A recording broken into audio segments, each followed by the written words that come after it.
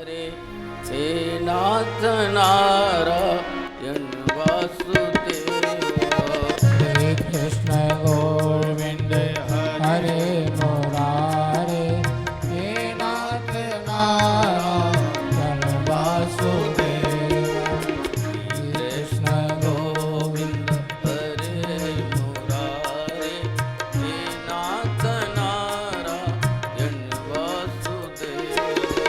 श्री कृष्ण गोविंद हरे मुरारे हे नाथ नारायण वासुदेव।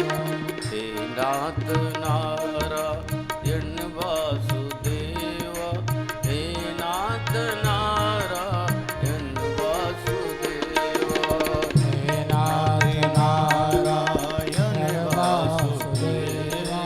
हे नाथ नारायण वासुदेव।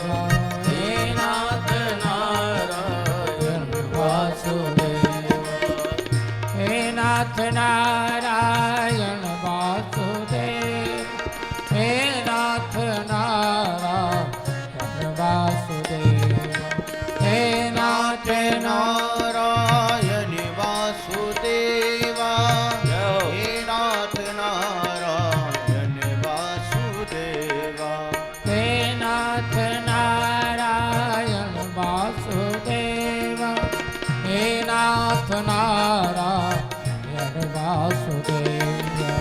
हे नाथ नारायण वासुदेव। हे नाथ नारायण वासुदेव। हे नाथ नारायण वासुदेव। श्री कृष्ण गोविंद हरे मुरारे हे नाथ नारायण वासुदेव। श्री कृष्ण गोविंद हरे मुरारे हे नाथ नारायण वासुदेव। श्री कृष्ण गोविंद हरे मुरारे हे नाथ नारायण वासुदेव।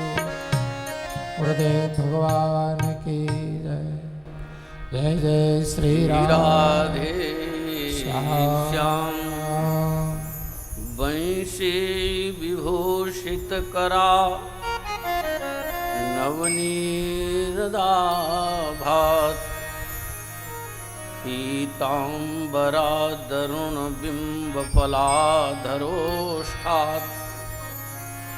पूर्णेन्दु सुंदर मुखादरविन्दनेत्रात्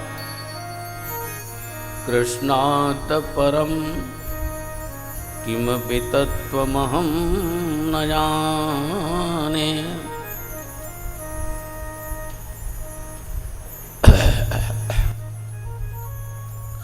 कृष्णातीरे कोकिला के लिकीरे गुंजा पुंजे देव पुष्पाधिकुंजे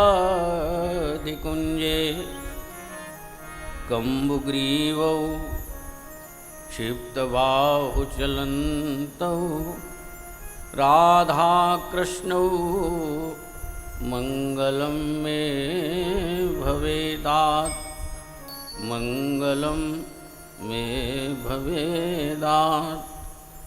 विद्युतदुतुषी राधिका सजल जलद घनश्याम युगल रूप नयनन बसो नहीं और सो काम नहीं और सो काम। बोलिए श्री वृंदावन बिहारी लाल की जय। भक्त वांछा कल्पतरु अखिल साम्र सिंधु अनंत कोटि ब्रह्मांड नायक परात्पर परिपूर्णतम परम प्रभु परमात्मा ठाकुर श्री हरिहर बिहारी लाल जी के परम अनुग्रह से हम सब आप सब आश्रम के समस्त पूर्वाचार्य महापुरुषों के परम पुनीत आशीष से श्री वृंदावन धाम में बाबा हरिहर राधा कृष्ण कृपा धाम के सत्संग सभागार में ठाकुर श्री हरिहर बिहारी लाल जी के तृतीय वार्षिक पाठोत्सव महोत्सव के उपलक्ष्य में श्रीमद् भागवत कथा का रसास्वादन करने जा रहे हैं। प्रथम भागवत महात्मा दिवस का ये द्वितीय सत्र प्रारंभ हो रहा है। प्रथम सत्र में आपने परम प्रभु परमात्मा भगवान श्री कृष्ण का एक रसिक महापुरुष का गाया हुआ पद श्रवण किया। अब हम लोग भागवत महात्मा श्रवण की ओर चल रहे हैं। जिस श्रीमद् भागवत सदग्रंथ के अंतर्गर्भ में छिपा हुआ जो कथानक है, जो वेदव्यास जी महाराज ने लिपिबद्ध किया है, उस श्रीमद् भागवत का क्या महात्म्य है, यानी क्या महत्व है, उसमें ऐसा क्या है जो हमें श्रवण करना चाहिए, उसमें ऐसा क्या है कि जिसको श्रवण करने से हमको ज्ञान की प्राप्ति हो जाएगी, ऐसा इसमें क्या है कि जिसके श्रवण करने से हमारा मानव जीवन धन्य हो जाएगा, ऐसा इसमें क्या छिपा हुआ वो रहस्य है जिसके माध्यम से हमारा प्रेम परम प्रभु परमात्मा में हो जाएगा, ऐसा इसमें क्या है कि हम संसार में रहते हुए भी उस ईश्वर के समीप पहुंच जाएंगे, नज़दीक पहुंच जाएंगे और वह अनंत परम प्रभु परमात्मा हम पर कृपा करने लगेगा, हमारी प्रीति उससे हो जाएगी। उसको जानना चाहिए और उसको जानने के लिए, समझने के लिए हम लोग अपने घरों से निकलकर यहाँ श्री वृंदावन धाम में आए हुए हैं। श्रीमद् भागवत का महात्मा श्रवण करना चाहिए। अभी हम श्री वृंदावन धाम में 15 तारीख को कथा प्रारंभ हुआ श्री सुदामा कुटी जी में। वहाँ हमारे हाथों से ही उसका प्रारंभ होना था। हम वहाँ पर गए, स्वामी श्री पूज्यपाद राजेंद्र दास जी महाराज का कथा प्रारंभ होना था वहाँ पर। तो बड़ा सुंदर महाराज श्री ने भागवत महात्मा वहाँ पर प्रकट किया। श्रीमद् भागवत ये जो सदग्रंथ है वास्तव में क्या है? श्री वेदव्यास जी की ये अंतिम रचना है और इसके बाद वेदव्यास जी ने फिर किसी सदग्रंथ की रचना नहीं की। और इससे पहले श्री वेदव्यास जी भगवान जी ने 17 पुराणों की रचना की, वेदों के 4 भाग किए, ब्रह्म सूत्र जैसे सदग्रंथ की श्री वेदव्यास जी ने रचना की, जिस पर आदि शंकराचार्य जी का भाष्य प्राप्त होता है। आदि शंकराचार्य जी महाराज जो हैं वैसे श्री वेदव्यास जी के पौत्र शिष्य के रूप में उनका अवतरण हुआ और वेदव्यास जी ने ही आदि शंकराचार्य को ये आशीष दिया कि तुमने मेरे ब्रह्म सूत्र के ऊपर भाष्य किया है, जो इतना क्लिष्ट ग्रंथ है, कठिन ग्रंथ है, जिस पे बड़े बड़े विद्वान ज्ञानी चकरा जाते हैं, और उस पर आपने भाष्य किया। तो वेदव्यास जी महाराज अति प्रसन्न हुए और अति प्रसन्न होकर के श्री शंकराचार्य जी महाराज को केदारनाथ में उन्हें स्पष्ट दर्शन दिया श्री वेदव्यास जी महाराज ने, और उनसे कहा कि वैसे तो आपकी आयु केवल 16 वर्ष की, 16 वर्ष तक ही आपका जीवन है। वेदव्यास जी ने कहा कि मैं आप पर प्रसन्न हूँ, मैं 16 वर्ष की आयु आपको और प्रदान करता हूँ। इस तरीके से आज शंकराचार्य महाराज की 32 वर्ष की उम्र हुई और 32 वर्ष की आयु में शंकराचार्य वो काम कर गए, इस देश में सनातन धर्म की स्थापना कर गए और बौद्ध धर्म को उन्होंने आदि शंकराचार्य ने बाहर निकाल दिया। आज बौद्ध धर्म विदेशों में है, हिंदुस्तान में सनातन धर्म की स्थापना हमारे आदि शंकराचार्य महाराज ने की। ऐसे श्री वेदव्यास भगवान की ये श्रीमद् भागवत के, तो इसमें ऐसा क्या है? श्रीमद् भागवत सदग्रंथ की रचना के बाद वेदव्यास जी ने और कोई दूसरे शास्त्र की रचना नहीं की, और इस शास्त्र की रचना के बाद में वेदव्यास जी को पूर्ण शांति प्राप्त हो गई। इतने शास्त्र की रचना करने के बाद भी वेदव्यास जी महाराज को कोई अंतःकरण में शांति प्राप्त नहीं हुई। वेदों के 4 भाग किए श्री वेदव्यास जी ने, और इसलिए वेदों के 4 भाग किए कि आप जैसे पठित लोग हैं आसानी से वेदों को समझ सकें, इसलिए 4 भाग किए। आप देखिए महाभारत इतना बड़ा पुराण है, ग्रंथ है, कि उसके 18 पर्व हैं और बड़े बड़े मोटे पर्व हैं, और उन पर्वों में से श्रीमद् भगवत गीता को निकाला गया। श्रीमद् भगवत गीता की भी रचना श्री वेदव्यास जी महाराज की है। आप महाभारत को अगर पढ़ना प्रारंभ करें, आद्योपांत पढ़ें, तो आपको कितना समय लगेगा। और एक पर्व कोई छोटा मोटा नहीं है, बड़ा लंबा चौड़ा बड़ा मोटा। आप कभी गीता प्रेस गोरखपुर से उसको खरीद के लाएं तो मुझे लगता है कि आपको किसी उसको गाड़ी में ही रख कर के लाना पड़ेगा, इतना वजन वाला, इतना भारी हुआ। और उसमें से श्रीमद् भगवत गीता को आप, श्रीमद् भगवत गीता में भी 18 अध्याय हैं, और उस ग्रंथ को आप पॉकेट में अपनी जेब में रख सकते हैं। महात्मा गांधी श्रीमद् भगवत गीता का पाठ किया करते थे और हमेशा अपने यहाँ लटका के रखते थे। हमेशा श्रीमद् भगवत गीता को महात्मा गांधी जी अपने साथ रखा करते थे। और कोर्ट में भी श्रीमद् भगवत गीता की ही मान्यता है। आप कोर्ट में भी जाते हैं तो आप जब शपथ खाते हैं तो आप श्रीमद् भगवत गीता पर ही हाथ रखें, जो मैं कहूँगा वो सच कहूँगा। वेदव्यास जी महाराज ने जब इस प्रकार के 17 पुराणों की रचना कर दी, महाभारत जैसा, और महाभारत जैसा ग्रंथ अगर कोई व्यक्ति, कोई विद्वान महापुरुष आद्योपांत अगर उसको पूरा का पूरा पढ़ लेता है, तो हम समझते हैं फिर उस व्यक्ति को कोई दूसरा ग्रंथ पढ़ने की आवश्यकता नहीं।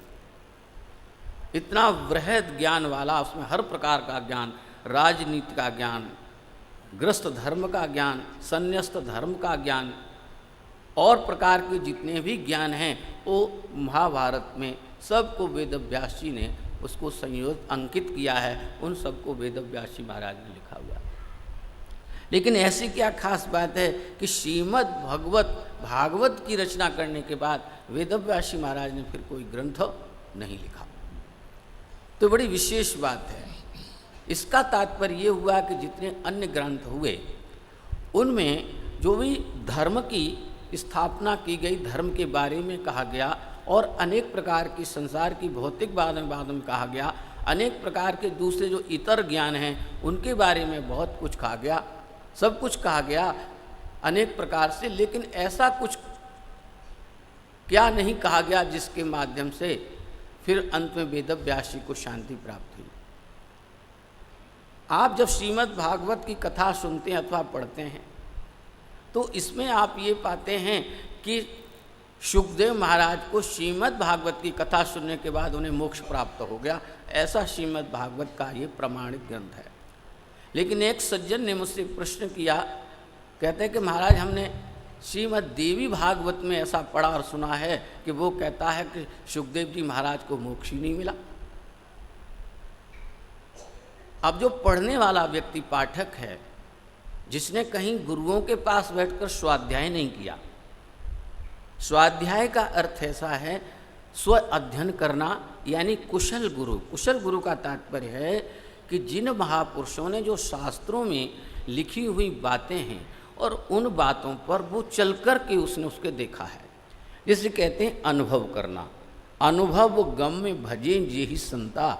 श्री गोस्वामी तुलसीदास जी महाराज लिखते हैं कि वे संत जिन्होंने अनुभव किया है जीवन में और उन बातों पर उन्होंने चल कर के देखा है, सत्यासत्य का उन्होंने विवेक किया है कि सत्य क्या है, असत्य क्या है, गुरु सम्मत क्या है, शास्त्र सम्मत क्या है, और अपने मन की बात क्या। मनमुखी भी लोग होते हैं कि जो अपने मन से तर्क के माध्यम से आपकी अच्छी से अच्छी बात को काट देते हैं और आप निराश और हताश हो जाते हैं, उनकी तरफ देखने लगते हैं।